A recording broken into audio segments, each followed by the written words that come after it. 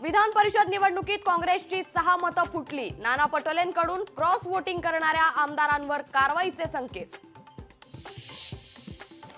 पंतप्रधान मोदी आज मुंबई दौऱ्यावर 29,000 कोटींच्या प्रकल्पांची करणार पायाभरणी। दौऱ्याच्या माध्यमातून विधानसभेचं रणशिंग फुंकलं जाणार। गोरेगाव मुलुंड जोड रस्त्यासह ठाणे बोरिवली बोगदा प्रकल्पाचं भूमिपूजन करणार। मनोज जरांगेंची शांतता रॅली छत्रपती संभाजीनगरमध्ये। रॅलीच्या पार्श्वभूमीवर शाळा कॉलेजांना सुट्टी। आजची पोलीस भरती ही पुढे ढकलली। राज्यातील महामंडळांना 50,000 कोटींचा तोटा। तोट्यातील महामंडळ बंद करण्याचा कॅगचा सल्ला। पुरवणी मागण्यांवरून कॅगकडून राज्य सरकारवर ताशेरे। महसुली जमा आणि खर्चातील तफावतीवरही कॅगकडून बोट। अरविंद केजरीवालांना सुप्रीम कोर्टाचा मोठा दिलासा। कोर्टाकडून केजरीवालांना हंगामी जामीन मंजूर। मात्र सीबीआयच्या अटकेत असल्यानं तुरुंगातच राहण्याची वेळ।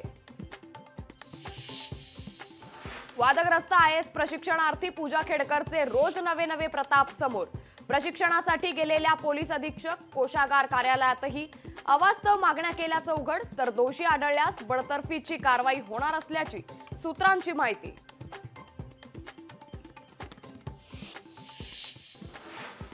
अंबादास दानवेंनी भाजपचे विजयी उमेदवार परिणय फुकेंचं केलं अभिनंदन। गळाभेट घेत दानवेंकडून फुकेंचं अभिनंदन।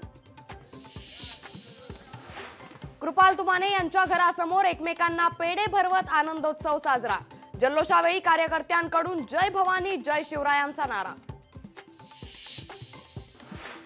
मिलिंद नार्वेकरांच्या विजयानंतर परळीत सुषमा अंधारेंकडून जल्लोष। छत्रपती शिवाजी महाराजांच्या पुतळ्याला अभिवादन करत कार्यकर्त्यांचा जल्लोष।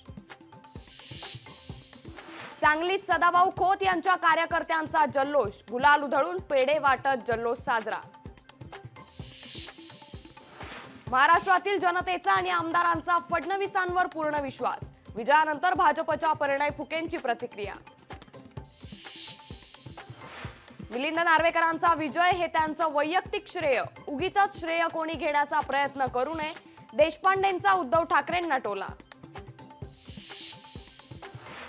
निवडणुकीत अपक्षांना चांगलं महत्त्व मिळतं, त्यामुळे दर 2 महिन्यांनी निवडणूक घेण्याची विनंती करणार। विधान परिषद मतदानानंतर हितेंद्र ठाकूरांची मिश्किल टोलेबाजी।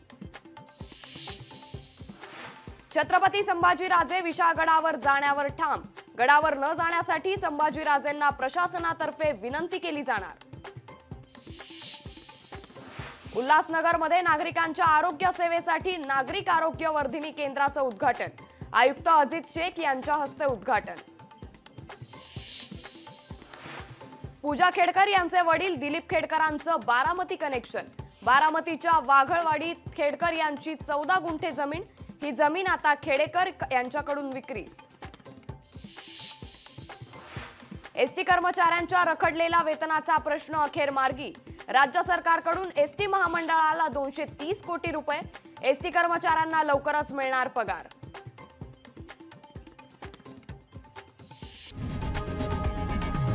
लोकशाही मराठी ऐका, पहा, जागरूक रहा।